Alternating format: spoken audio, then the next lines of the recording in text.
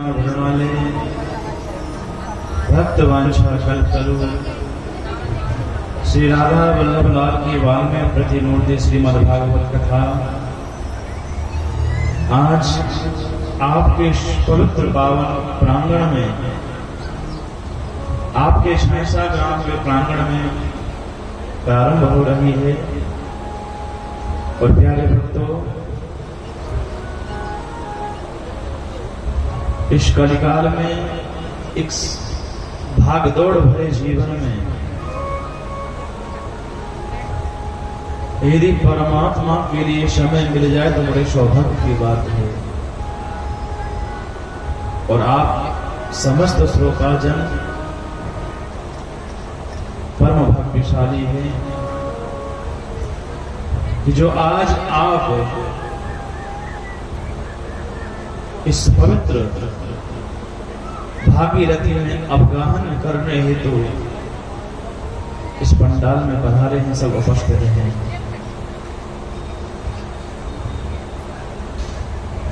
क्योंकि संत जन कहते हैं जीवन चाहे कितना भी लंबा हो जाए, आयुष्य चाहे कितना भी लंबा हो जाए, पर भजन के लिए समय नहीं निकल पाता है।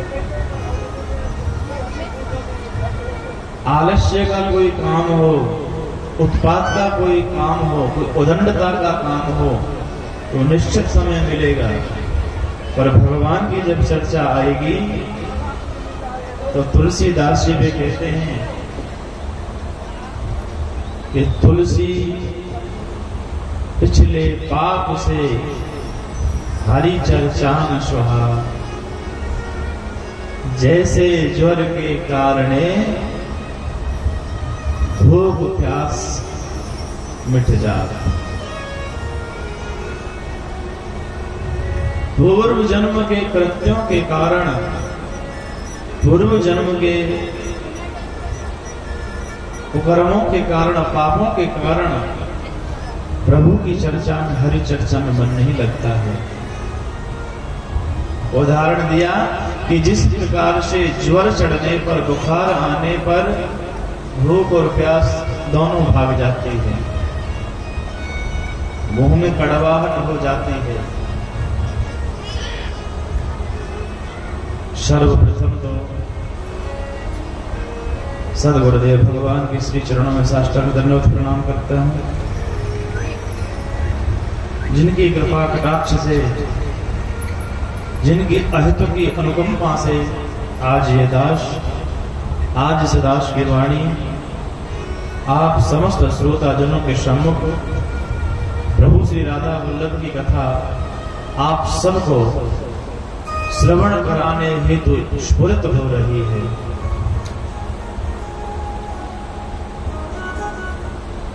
आप समस्त श्रोता जनों के हृदय में विराजित श्री राधा वल्लभ प्रभु को भी बारंबार नमन है।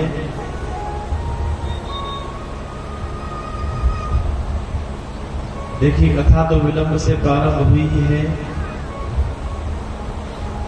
परंतु भागवत कथा से पूर्व महात्म्य की कथा आती है। और वैसे भी जो आज का दिन है ना, बड़ा पवित्र है, बड़ा पावन है, क्योंकि आज सोमवती अमावस्या है। ऐसा कहते हैं कि सोमवती अमावस्या के दिन यदि कोई भी आप पुण्य कार्य करते हैं तो उसका फल आपको अनंत गुना मिलता है, असंख्य गुना मिलता है। और जीव का स्वभाव भी यही है, चाहे आप हो या हम हो, सबसे पहले लाभ हानि के विषय में सोचते हैं।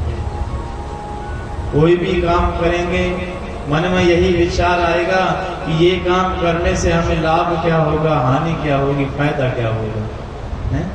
सब फायदा के विषय में सोचते हैं। इसलिए कथा भी यहीं से प्रारंभ होती है कि इस कथा के लाभ क्या है, कथा श्रवण करने से फायदा क्या है। प्यारे भक्तों, वैसे भी आप माँ यमुना के पावन तट पर विराजित हैं। यमुना जी के पावन तट पर एक कथा हो रही है।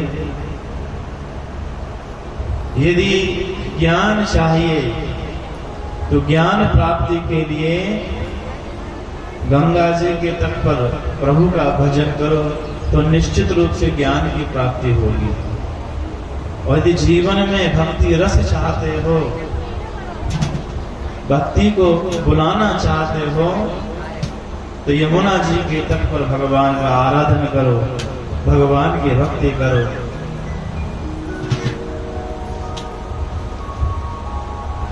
मंगलाचरण करते हुए सूत जी महाराज कहते हैं, सच्चिदानंद रूपाय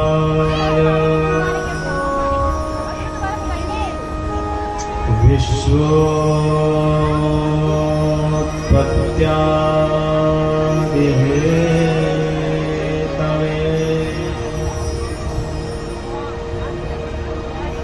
तापत्रय विनाशाय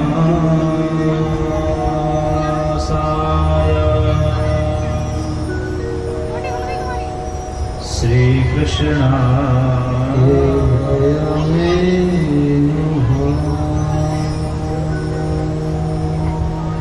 श्री कृष्णाय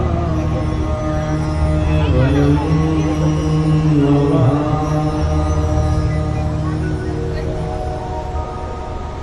जब भगवान की कथा हो रही है तो भगवान की कथा में प्रवेश करने से पूर्व प्रभु के रूप के विषय में बताया कि प्रभु कैसे हैं। तो बताया भगवान कैसे हैं।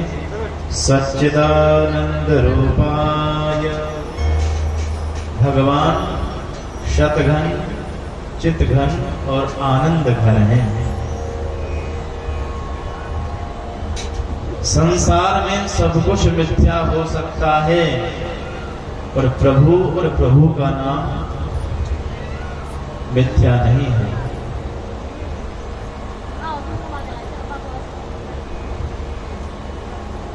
रामायण में भी आता है, भागवत जी में भी आता है, और भागवत जी का प्रारंभ भी सत्य से हुआ है।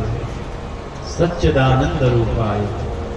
भागवत जी के मध्य में भी गर्भस्तुति में श्लोक आता है कि सत्यव्रतम सत्य परम त्रिसत्यम सत्यस्य योनिं निहतं च सत्ये सत्यस्य सत्यं मृत सत्य नेत्रम सत्यात्मकं त्वां शरणं प्रपन्ना। भगवान परम सत्य हैं, त्रिकालाबाधित सत्य हैं, सत्य योनि हैं और सत्य स्वरूप है। भगवान का जो स्वरूप है वो सत्य स्वरूप है, चित स्वरूप है, आनंद स्वरूप है।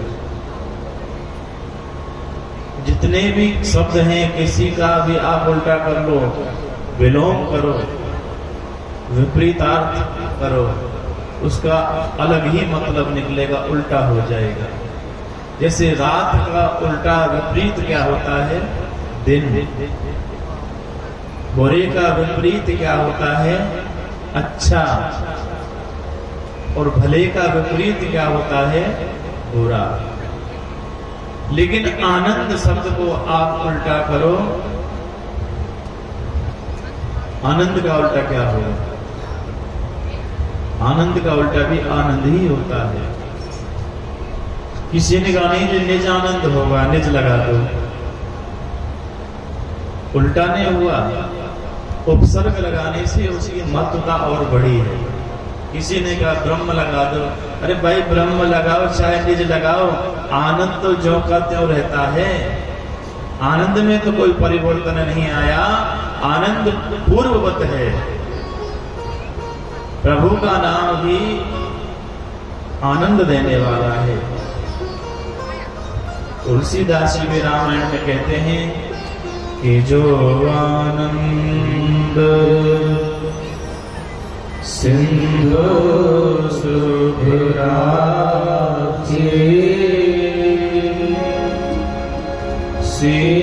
करते तेहु लोके सुखासी जो आनंद। तो भगवान कैसे हैं? जो आनंद सिंधु सुख राशि, जो आनंद के महासागर हैं, ऐसे हमारे प्रभु। और भगवान क्या करते हैं? विश्वोत्पत्त्यादि हेतवे, संसार की उत्पत्ति करते हैं, संसार का पालन भी करते हैं और अंत में संसार का संहार भी करते हैं। लेकिन फिर भी भगवान को संग्रहण में कोई दुख नहीं होता है। जानते हो क्यों? भगवान ने सृष्टि को उत्पन्न भी किया, पालन भी किया, संहार भी करते हैं, लेकिन भगवान उसमें मोहित नहीं होते। वो इसलिए कि हमें अपनी उत्पत्ति में, हमें अपने बच्चों से, हमें अपने परिवार से अपेक्षाएं होती हैं। हमने बच्चे को पढ़ाया लिखाया और बड़ा होने के बाद यदि हमारे बात में, हमारे कहने में नहीं चला तो बड़ा दुख होता है। फिर मन में विचार करते हैं भैया ये तो बहू की माने, हमारी तो मानता ही नहीं। और जब हमारे अपेक्षाओं की उपेक्षा होने लगती है, जब हमारी अपेक्षा जो थी वो पूरी नहीं होती है, तब हमें दुख होता है। लेकिन भगवान की अपनी उत्पत्ति में कोई अपेक्षा नहीं होती है, इसलिए उन अपेक्षाओं की उपेक्षा नहीं होती है, इसलिए परमात्मा को दुख नहीं होता।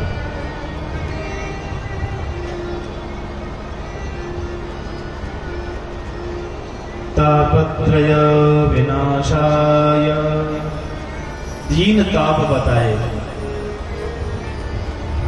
आध्यात्मिक ताप, आधि दैविक ताप और आधि भौतिक ताप।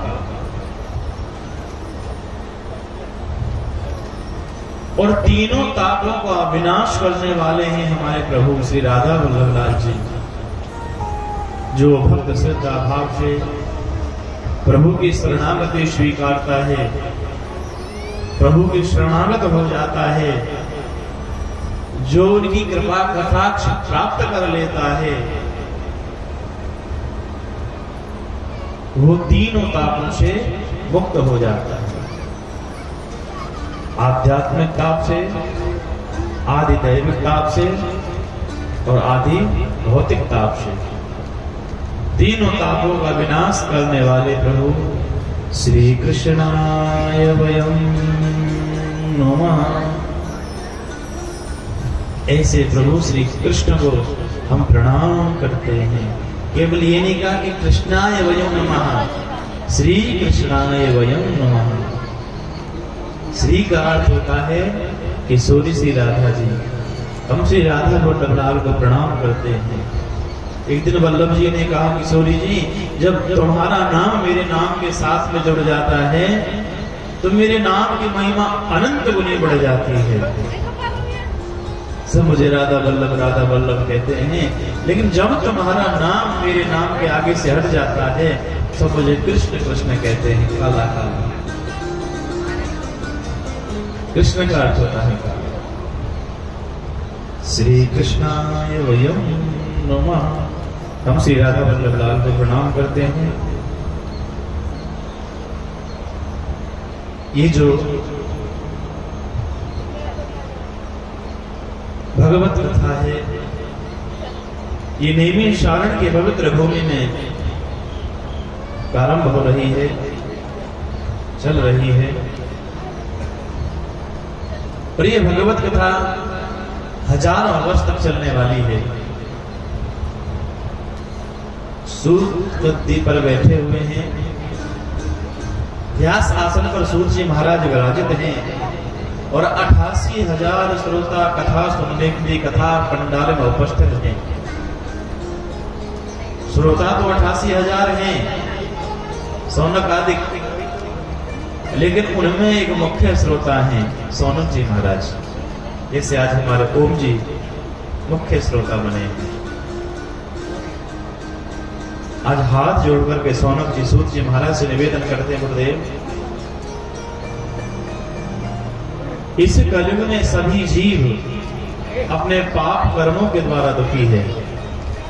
ऐसा संसार में कोई व्यक्ति नहीं है जो सुखी हो।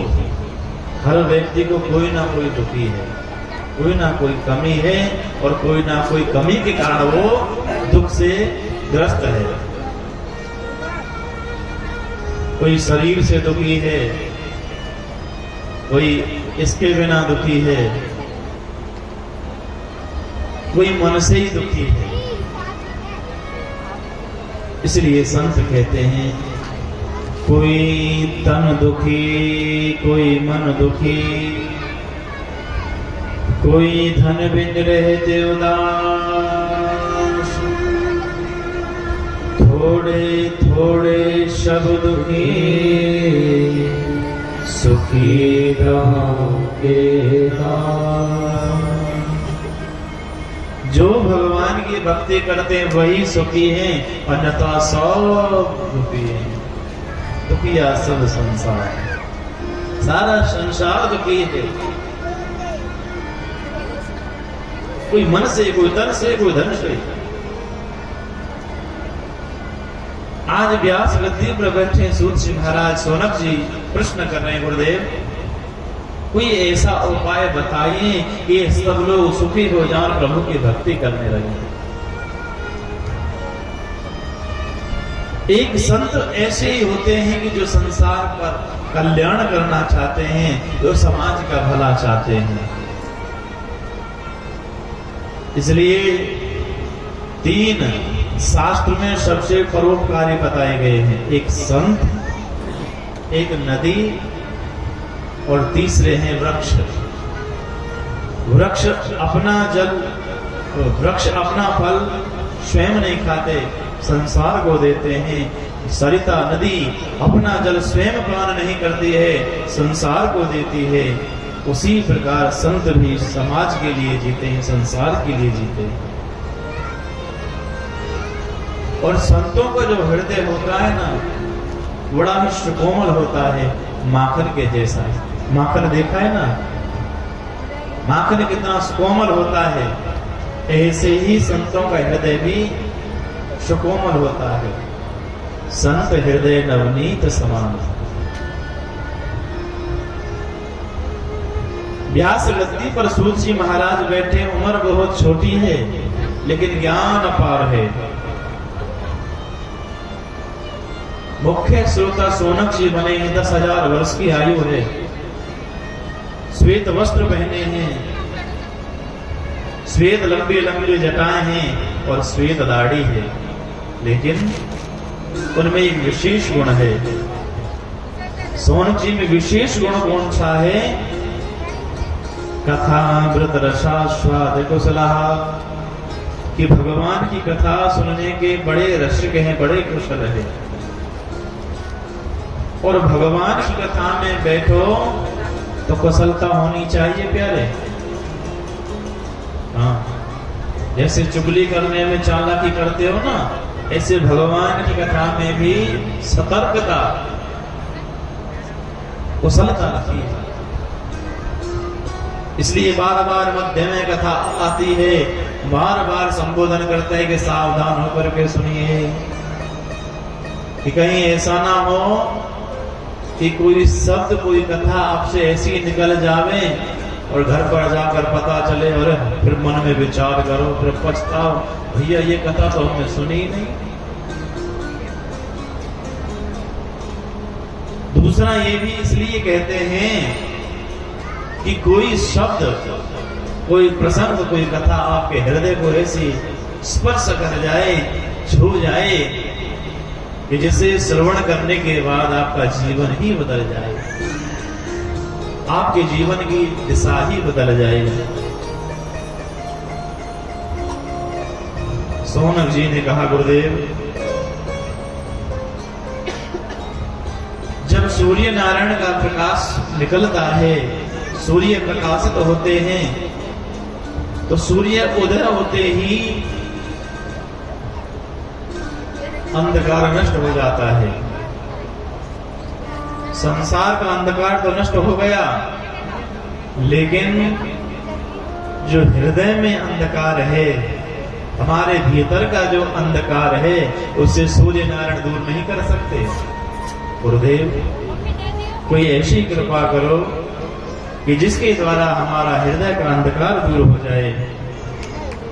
कि चिंतामणिर्लोक सुखम सुरद्रु स्वर्ग संपदम।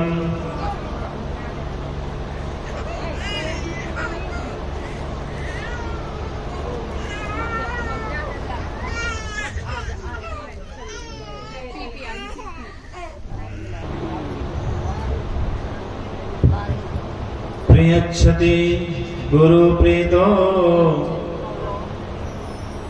वैकुंठम योगी दुर्लभम।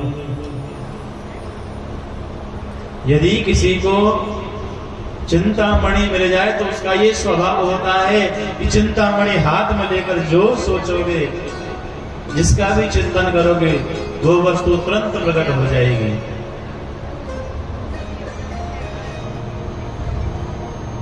आपने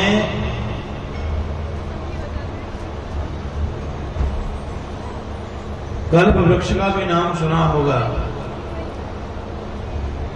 ऐसा कहते हैं कि कल्प वृक्ष के नीचे बैठकर जो कामना करोगे वही कामना पूरी हो जाएगी। लेकिन ना तो कल्प वृक्ष में इतनी शक्ति है, ना चिंतामणि में इतनी शक्ति है कि प्रभु का दर्शन करा दे, या भगवान से मिलवा दे, या भगवान का दर्शन करा दे। गुरुदेव, ये शक्ति तो केवल आपके अंदर है, और जब तक आपकी कृपा नहीं होगी तब तक हमें भगवान। गुरुदेव, काल व्याल मखग्रास त्रास निर्णाश हेतवे श्रीमद्भागवतं शास्त्रं कलौ कीरेण भाषितम्।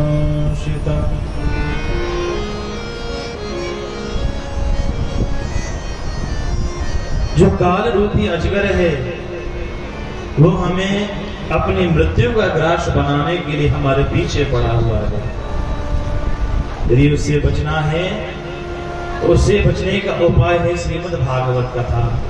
श्रीमद् भागवतम शास्त्रम कलौ कीरेण भाषितम्, जो सुखदेव जी ने राजा परीक्षित को श्रवण कराई है। एक बार राजा परीक्षित को सुखदेव भगवान कथा सुना रहे थे, और जैसे ही कथा प्रारंभ की, अमृत कलश को लेकर के देवता पहुंच गए। देवताओं ने सुखदेव जी से निवेदन किया, गुरुदेव, आप जो कथामृत राजा परीक्षित को पान करा रहे हो, ये कथामृत हमें पिलाओ, और हमारे पास में सुधामृत है, इस अमृत को आप परीक्षित को पिलाओ, ये अमर हो जाएगा। लेकिन दोनों अमृतों में अंतर है। जो देवताओं के पास में अमृत है, उसे पान करके जीव अमर तो हो जाएगा, लेकिन जैसे जैसे उसके पुण्य कम होंगे, वो फिर से दोबारा धरती पर आएगा।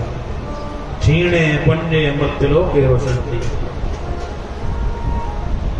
और जो कथामृत है, उसका क्या प्रभाव है?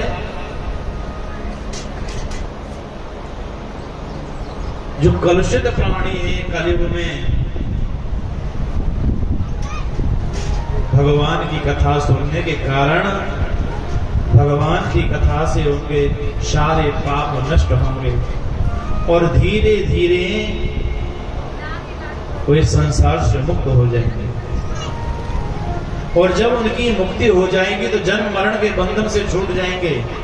पुनरपि जननम पुनरपि मरणम पुनरपि जननी जठरे शयनम, जन्म मरण के बंधन से मुक्त हो जाएंगे। इसलिए सुधामृत से ज्यादा कथामृत ज्यादा श्रेष्ठ है। सुखदेव भगवान कहने लगे, देवताओं आप अपना कार्य सिद्ध करने में बड़े चतुर हो, बड़े चालाक हो। अरे आदान प्रदान बराबर की वस्तुओं का होता है जिनकी कीमत बराबर हो। यदि आप श्रोता बनकर के आए होते तो भी मैं कथा आपको श्रवण कराता, लेकिन आप तो व्यापारी बनकर के आए हो। क्व सुधा क्व कथा लोके क्व काचः क्व मणिर्महान्। अरे कहाँ एक कांच का टुकड़ा और कहाँ एक बहुमूल्य रत्न बहुमूल्य मणि, क्या दोनों की बराबरी हो सकती है? ये जो भागवत कथा है ये बहुमूल्य मणि है और तुम्हारे पास में जो सुधामृत है वही कांच का टुकड़ा है। देवताओं यदि तुम श्रोता बनकर के आए होते तो प्रेम से श्रवण कर सकते थे, लेकिन तुम तो व्यापारी बन करके आए, इसलिए मैं तो मैं कथा श्रवण नहीं कर रहा हूं। अब तो देवता निराश हो गए, वापस लौट आए। अभी तो लिखा है कि श्रीमद् भागवती वार्ता श्रवणानाम अपि दुर्लभा। ये जो भागवत की कथा है वो देव दुर्लभ है, देवताओं को श्रवण करने को नहीं मिलती है। सारे देवता मिलकर के ब्रह्मा जी के पास में निवेदन किया, ब्रह्मदेव हम सब मिलकर के सुखदेव भगवान के पास में प्रार्थना लेकर के गए कि गुरुदेव ये कथामृत हमें पान कराओ, लेकिन वो कथा परीक्षित को तो श्रवण करा रहे हैं लेकिन हमें श्रवण नहीं कराई। ब्रह्मदेव इस कथा में ऐसा है क्या? ब्रह्मा जी बोले, धैर्य धारण करो देवताओं, इंतजार करो, इस कथा का परिणाम देखते हैं कि परीक्षित का परिणाम क्या आता है, रिजल्ट क्या आता है। 7 दिन के पश्चात कथा का समापन हुआ तो देवताओं ने देखा कि राजा परीक्षित का तो कल्याण हो गया, मुक्ति हो गई। यह आश्चर्य देख करके फिर से देवताओं ने ब्रह्मा जी से निवेदन किया कि ब्रह्मदेव इस कथा का इतना बड़ा महात्म्य, क्या ये सबसे बड़ा ग्रंथ है, सबसे बड़ा शास्त्र है? ब्रह्मा जी बोले, परीक्षण करके देखेंगे। एक तराजू मंगाई, उस तराजू के एक परड़े में श्रीमद् भागवत शास्त्र को रखा और दूसरे परड़े में अन्य शास्त्र को रख दिया है। लेकिन हुआ क्या कि जिस पलड़े में भागवत शास्त्र था वो पलड़ा फिर भी नीचे को झुका रहा। ब्रह्मा जी बोले, देवताओं सब शास्त्रों में सबसे बड़ा शास्त्र है श्रीमद् भागवत शास्त्र। बोलिए भागवत भगवान की जय, राधा वल्लभ लाल की जय। सब शास्त्रों में सबसे बड़ा भागवत शास्त्र है। देवताओं ने कहा, गुरुदेव ये तो बताइए ब्रह्मदेव कि ये कथा 7 दिन में ही सुननी चाहिए, ये 7 दिन में सुनने की परंपरा कब से प्रारंभ हुई वो बताइए। देवताओं ने ब्रह्मा जी से पूछा था। ब्रह्मा जी ने कहा कि यही बात सोनक जी ने सूत जी महाराज से भी पूछी। सौनक जी ने भी पूछा, गुरुदेव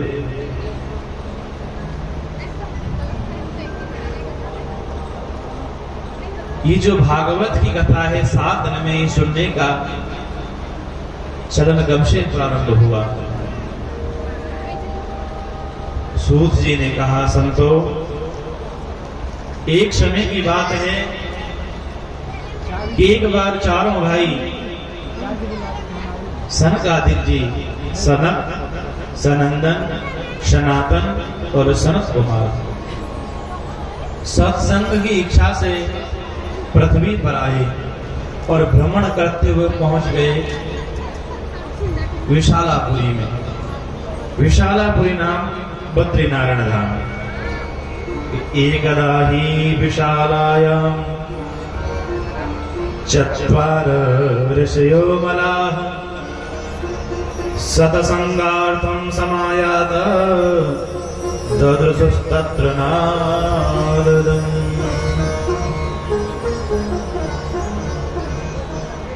विशालापुरी में उन्होंने एक आश्चर्य देखा। आश्चर्य क्या देखा कि उन्होंने वहां नारद जी को देखा, और नारद जी को देखा भी कौन सी स्थिति में कि नारद जी दौड़े चले जा रहे हैं किसी असमंजस में। उदास चेहरा है, उदास मुख है, खिन्न मना है, लटका हुआ चेहरा नीचे दृष्टि, दौड़े चले जा रहे हैं। चारों भाइयों ने देखा भाई नारद जी तो प्रसन्न रहने वाले हैं, और संत को कभी दुख थोड़ी होता है, संत तो सदैव प्रसन्न रहते हैं, और आज नारद जी को दुख। बड़े आश्चर्य की बात है। सोच ही रहे थे, विचार कर रहे, जितने में नारद जी उनके आगे से निकल गए। उन्होंने आवाज लगी, भैया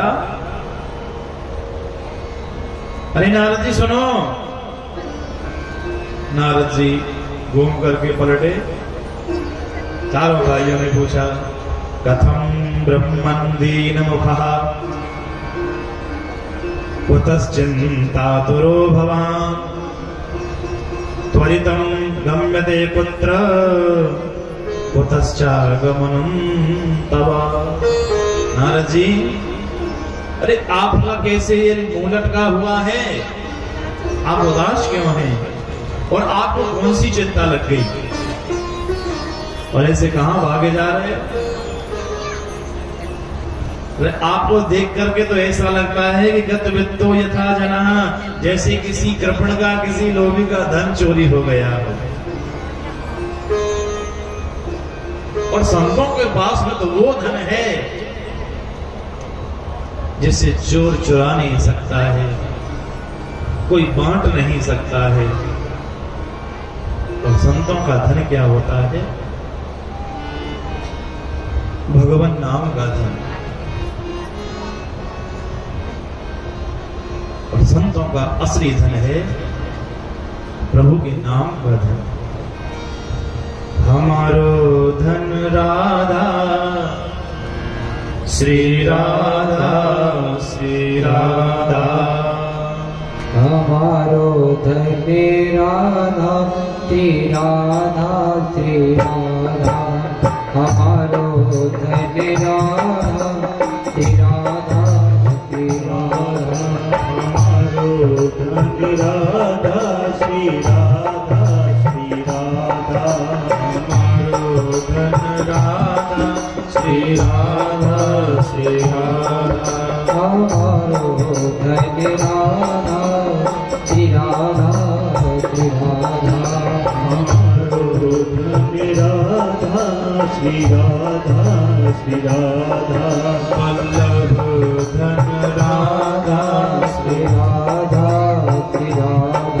वल्लभ धन राधा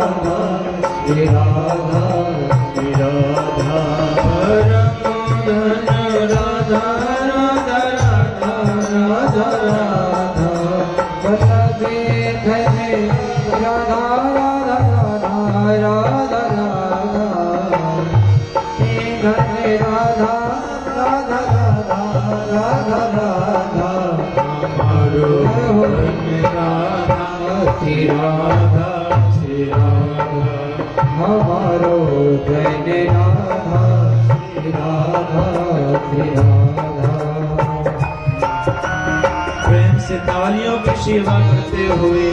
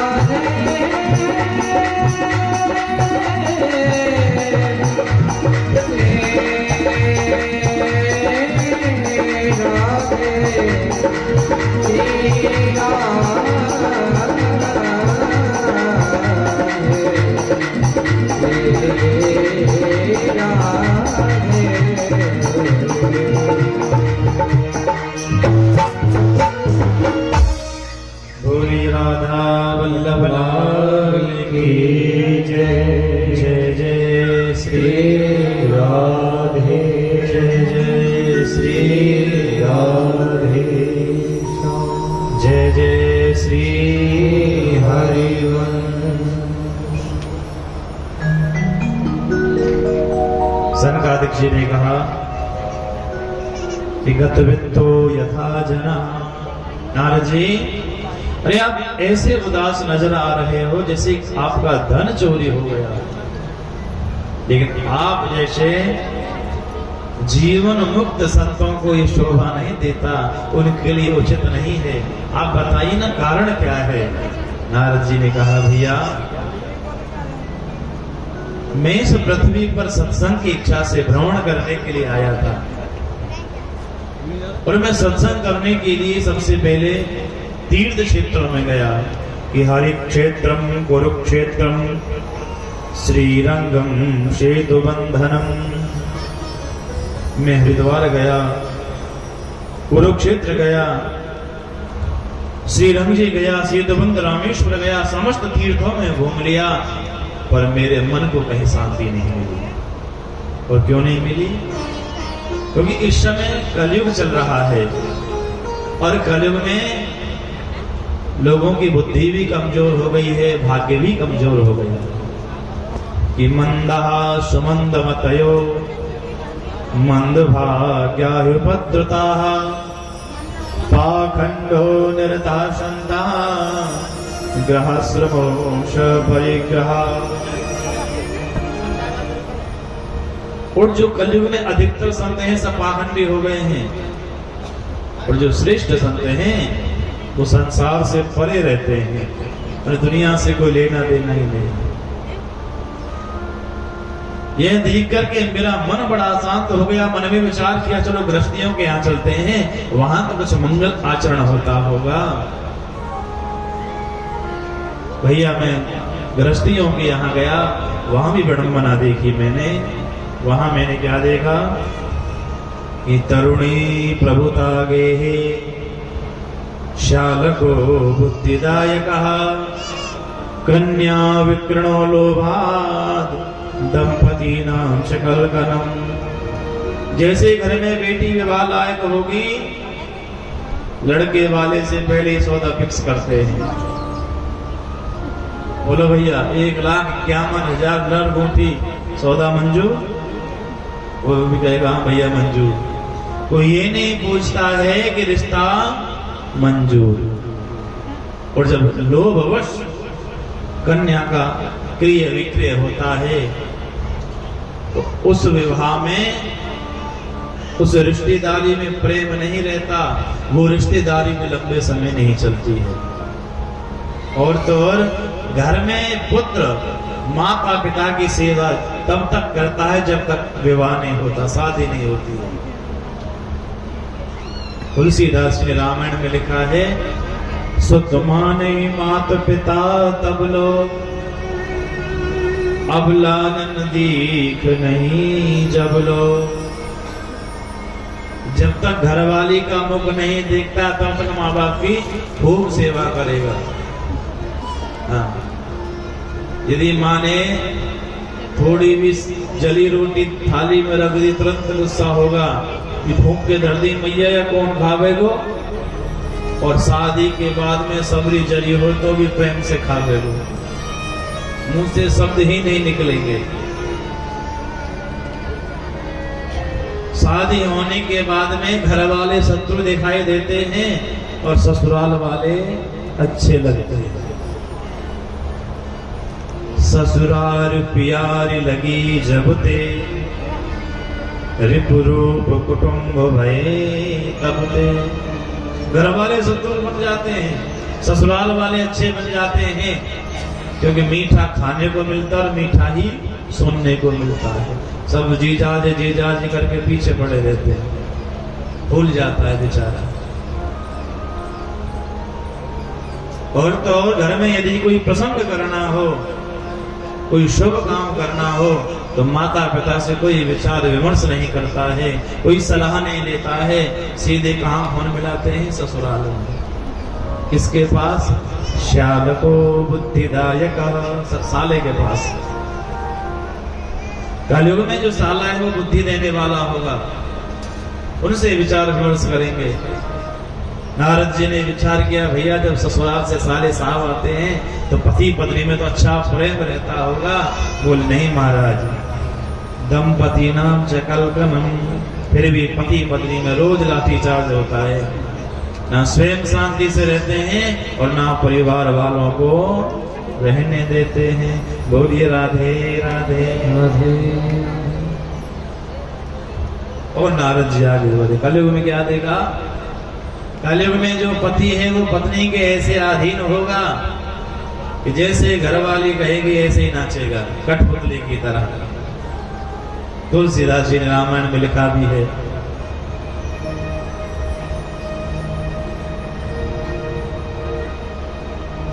हो नारी विवश नर सकली गुसाई, नाचे नट मरकट के नाए। सिया राम जय जय राम। सिया राम जय जय राम।